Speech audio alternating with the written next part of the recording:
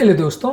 लकवे के पेशेंट में अक्सर एक बड़ी समस्या आती है कि लोगों की बोली चली जाती है, लोगों की बोलने की कैपेसिटी चली जाती है, जिसको बाद में रिगेन करना अपने आप में एक बड़ी समस्या होती है। आज हम कुछ यूज़फुल टिप्स के बारे में बात करेंगे जो स्पीच थेरेपी के हिसाब से आपकी मदद करेगा, या लकवे के पेशेंट में जिनकी आवाज़ चली गई है या बोलने की क्षमता चली गई है, उनको क्या क्या चीज़ें करनी चाहिए या उनके रिलेटिव्स को क्या क्या चीज़ें करनी चाहिए ताकि पेशेंट की ओवरऑल बोलने की कैपेसिटी इंप्रूव हो और उसके रिस्पॉन्स थोड़ा जल्दी आ सके। ऐसा तो कोई दवा तो नहीं आती है जिसको देने से तुरंत पेशेंट बोलना चालू कर दे, ऐसी कोई मेडिकल थेरेपी एटलीस्ट अब तक तो डेवलप नहीं हुई है। लेकिन ये छोटी छोटी फिजियोथेरेपी की ट्रिक्स या छोटे छोटे नुस्खे जिसके बारे में आज हम बात करेंगे, इनको करने से आपको सिग्निफिकेंट फ़ायदा मिल सकता है। इसलिए इस टॉपिक को एंड तक देखिएगा। हर उस व्यक्ति के लिए जिनके घर पे या जिसके किसी रिलेटिव में किसी को लकवे का प्रॉब्लम है और बोलने की क्षमता में प्रॉब्लम है, उनके लिए वीडियो काफ़ी इंपॉर्टेंट है। टॉपिक को एंड तक देखिएगा। चलिए शुरू करते हैं इंपॉर्टेंट वीडियो।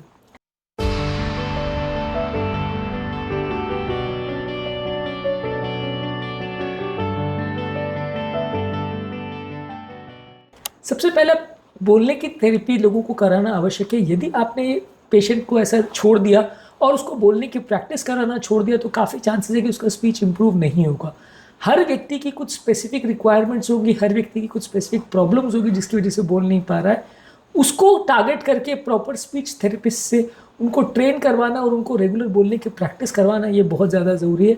यदि आप पेशेंट को अपने हाल पर छोड़ देते हो कि यार जो होगा देखा जाएगा, जो इम्प्रूव होगा हो जाएगा, कोई बात नहीं, जितने महीने में आना है होगा सीपीएज आ जाएगी, इसमें टेंशन लेने की कोई ज़रूरत नहीं है, तो स्पीच का रिकवरी काफ़ी स्लो होगा और ये भी चांसेस है कि ये स्पीच कभी रिकवर ना भी हो। इसलिए आपको उस पर मेहनत करना ज़रूरी है, स्पीच थेरेपी करवाना ज़रूरी है। स्पीच थेरेपिस्ट अवेलेबल है, बहुत सारे स्ट्रोक सेंटर्स होते हैं जहाँ पे लकवे के पेशेंट को रिहेबिलिटेशन करवाया जाता है, उनको इम्प्रूवमेंट करवाया जाता है। फॉरेन कंट्रीज़ में डेडिकेटेड स्ट्रोक सेंटर्स आते हैं जहाँ पे ये थेरेपिस्ट जो है जिनको स्पेसिफिक ट्रेनिंग दी जाती है बोलने की प्रैक्टिस करवाने के लिए, क्या क्या करवाना है, कैसे करवाना है, वो अगर अवेलेबल है तो बहुत अच्छा है, उनके पास प्रैक्टिस कराइए। और अगर एक आध बार उनके पास जा सके, लोकली वो अवेलेबल नहीं है, तो उनके पास ले जाइए, उनसे ट्रेनिंग लीजिए आप, और बाद में आप उसको कोशिश करिए कि आप अपने पेशेंट से ये करवा सके। घर पर उनको कैसे प्रैक्टिस करवाना है ये आप सीख लें और घर पर उनको करवाएं। तो ये सारी चीज़ें करना बहुत ज़रूरी है। अपने हाल पर पेशेंट को छोड़ दोगे कि नहीं अपने आप आना होगा आ जाएगा, नहीं आना होगा नहीं आएगा, तो काफ़ी चांसेस है कि इंप्रूवमेंट नहीं आएगा या बहुत कम आएगा। नेक्स्ट इंपॉर्टेंट चीज़ है कि कंसिस्टेंटली उनको प्रैक्टिस कराने की ज़रूरत है, उनको बार बार थेरेपी के सेशंस कराने की ज़रूरत है। बार बार ये रिपीटेशन करने से जो ब्रेन के इंप्रूवमेंट पाथवेज है वो एक्टिवेट होता है। यदि आप उनको अपने हाल पर छोड़ दोगे तो इंप्रूवमेंट कुछ खास नहीं देखने को मिलेगा और धीरे धीरे करके पेशेंट की कंडीशन डिटोरिएट ही होती जाएगी। ब्रेन के जो न्यूरल पाथवेज डैमेज हो जाते हैं उनको रीबिल्ड करने के लिए बार बार प्रैक्टिस करना ज़रूरत है, हर तरह की चीज़ों के लिए, चाहे वो स्पीच थेरेपी हो या खाने का थेरेपी हो या किसी भी तरह का थेरेपी हो, हर तरह के पेशेंट्स के लिए बार बार प्रैक्टिस करना बहुत ज़्यादा ज़रूरी है। यदि आप किसी भी पेशेंट में इन चीज़ों को अपने हाल पर छोड़ देते हैं तो चांसेस ये है कि धीरे धीरे करके इंप्रूवमेंट नहीं होगा, उल्टा डिटोरिएशन भी हो सकता है। इसलिए कंसिस्टेंटली बार बार प्रैक्टिस कराना, एक ही चीज़ को बार बार कोशिश कराना ज़रूरी है। मसल एक्टिविटी के लिए भी ये चीज़ इंपॉर्टेंट है। इसके अलावा कुछ ऑल्टरनेटिव कम्युनिकेशन डिवाइसेस आती हैं, जैसे स्पीच ऐप्स आते हैं या कम्युनिकेशन बोर्ड्स आते हैं जिससे वो अपने आप को एक्सप्रेस कर सके। इनका प्रयोग करिए। मान लीजिए अगर पेशेंट नहीं बोल पा रहा है लेकिन उसको कुछ बोलना है, मान लीजिए उसको बाथरूम जाना है या उसको कुछ पर्टिकुलर खाना खाना है या उसको पर्टिकुलर कुछ करना है, बोल नहीं पा रहा है, उसको वर्ड नहीं मिल रहा है, या तो ये प्रॉब्लम है या वो बोल नहीं पा रहा है क्योंकि ज़बान साथ नहीं दे रही, तो वैसी चीज़ में कोई उनके पास राइटिंग बोर्ड छोड़ दीजिए या पेन पेपर छोड़ दीजिए अगर वो लिख पा रहा है तो। यदि लिख भी नहीं पा रहा है तो स्पेसिफिकली डिज़ाइन कम्युनिकेशन बोर्ड या एप्लीकेशंस आते हैं जिनकी मदद से ये बोलने की जो प्रॉब्लम्स है उसको कुछ हद तक सॉर्ट किया जा सकता है। ये अलग अलग चीज़ों में स्पेसिफिक डिज़ाइन चीज़ें होती है जो लकवे के पेशेंट के लिए ही बनाई जाती है। अगर ये आपके यहाँ अवेलेबल है तो आप इन्हें ट्राई कर सकते हैं।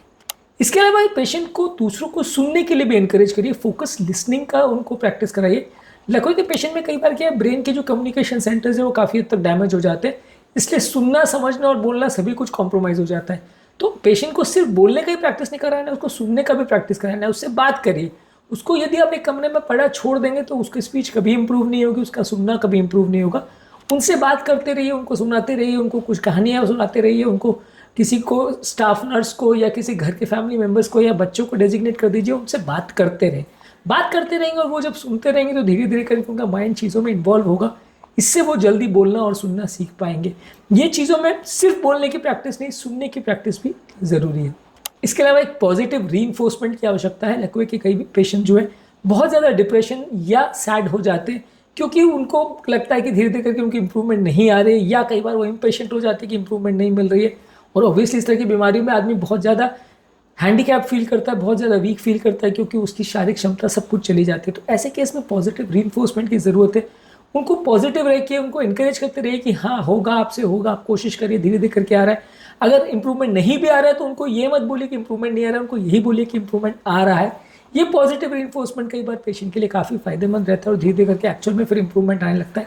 ये माइंड के लेवल पर पॉजिटिविटी भी कई बार पेशेंट के लिए वर्क कर जाती है और उसकी कंडीशन इंप्रूव हो जाती है। इसलिए ये पॉजिटिव रीइंफोर्समेंट कई बार पेशेंट के लिए फायदेमंद रहता है।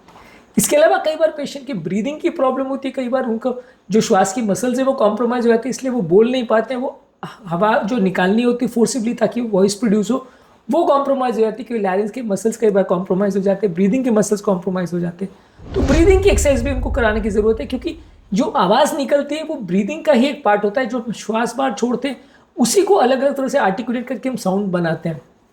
तो ये साउंड को बनाने की जो क्रिया है वो सबसे पहले उसके लिए हवा आना ज़रूरी है, अंदर से जो स्ट्रॉन्ग रेस्पिरेशन होना ज़रूरी है, कि तेज़ हवा आने की ज़रूरत है, तभी हम नॉर्मली बोल पाते हैं। तो वो जो ब्रीदिंग की एक्सरसाइज आप करोगे तो ये तेज़ जो हवा निकालनी होती है साउंड प्रोड्यूस करने के लिए वो हो पाएगा। कई लोगों में वो फिनोमेना कॉम्प्रोमाइज़ हो जाता है, इसलिए वो बोलने की कोशिश तो करते हैं लेकिन वो हवा ही नहीं निकल पाती है, या एक झटके से हवा निकलती है, फुट छूट जाती है, उसको कंट्रोल नहीं कर पाते हैं। इस वजह से भी लोग कई बार बोल नहीं पाते हैं और इसको भी प्रैक्टिस कराने की ज़रूरत है। इसके अलावा स्पेसिफिक साउंड्स के लिए उनको आर्टिकुलेशन की प्रैक्टिस कराई, जो थोड़े डिफिकल्ट वर्ड्स हैं। कई बार पेशेंट की थोड़ी बहुत इंप्रूवमेंट तो आ जाती है, लेकिन कोई स्पेसिफिक चीज़ों को बोलना या डिफिकल्ट वर्ड्स को बोलने में वो अटकने लगते हैं, उसमें उनकी ज़बान लड़खड़ाने लगती है। तो उनको बार बार प्रैक्टिस कराइए कि डिफिकल्ट वर्ड्स जो है, डिफिकल्ट जो सिलेबल्स है, उनको बोलने की अलग अलग तरह से प्रैक्टिस कराइए। इसको प्रैक्टिस कराने से भी थोड़ा फ़ायदा ज़्यादा मिलेगा। जो डिफिकल्ट वर्ड से कोई भी आपने ले लिया जिसमें आपका पेशेंट एक बार आपने बोला वो अटक रहा है, अगर अटक रहा है तो फिर उसी वर्ड को बार बार बोलने की प्रैक्टिस कराइए। तो बार बार जब वो बोलेगा तो उसकी साउंड थोड़ी क्लियर हो जाएगी। अलग अलग वर्ड जिस पे वो अटक रहा है, जो थोड़े से डिफिकल्ट होते हैं, उन पे बार बार प्रैक्टिस कराइए, तो इससे पेशेंट को थोड़ा फ़ायदा मिलेगा।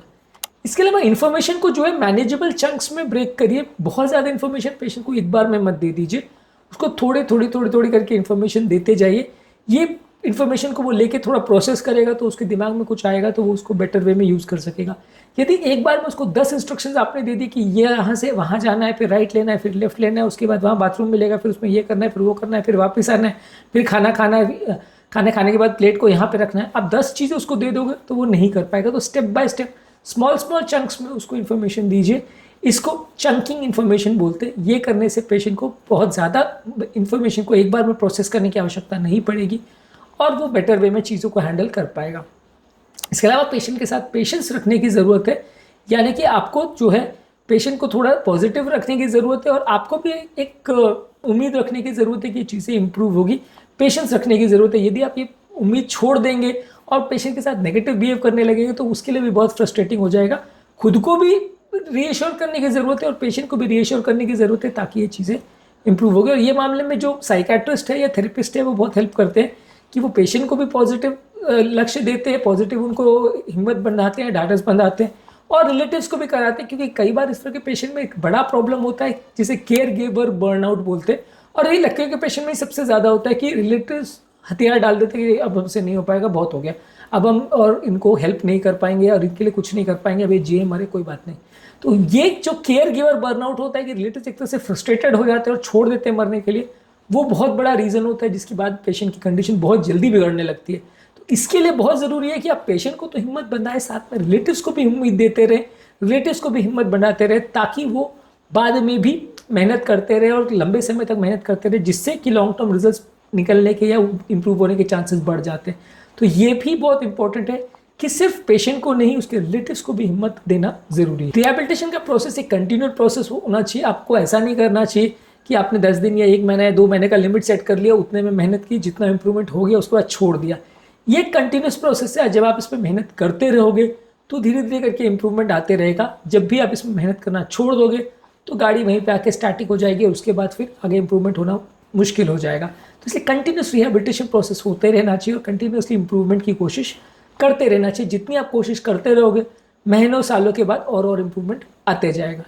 इसके अलावा कुछ सपोर्ट ग्रुप्स भी आप बना सकते हैं, जहाँ पे व्हाट्सएप पे या अलग अलग ग्रुप्स में एक ही तरह के पेशेंट्स एक सपोर्ट ग्रुप में एक दूसरे के साथ जुड़ जाते हैं ताकि अपने एक्सपीरियंसेस शेयर कर सके, अपने दुख अपने सुख बांट सके, टिप्स एंड ट्रिक्स बांट सके कि उनको क्या चीज़ से फ़ायदा हुआ, क्या चीज़ से नुकसान हुआ।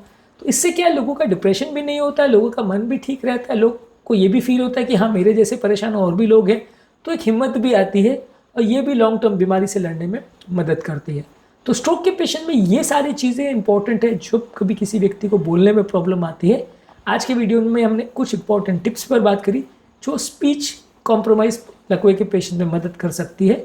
इसके अलावा खाने पीने की जो प्रॉब्लम है, चलने की जो प्रॉब्लम है, या अलग अलग तरह की जो लकवे की प्रॉब्लम्स है, हर चीज़ को हमने अलग अलग वीडियोज़ में कवर किया। इन वीडियोज़ को ज़रूर चेकआउट करें। टॉपिक एंड करने से पहले जो लोग हमारे चैनल में नए हैं उन्हें रिक्वेस्ट करूँगा कि चैनल को सब्सक्राइब करें, वीडियोज़ को लाइक करें, शेयर करें, फॉलो करें, कमेंट करें, पूरा देखें। Thank you.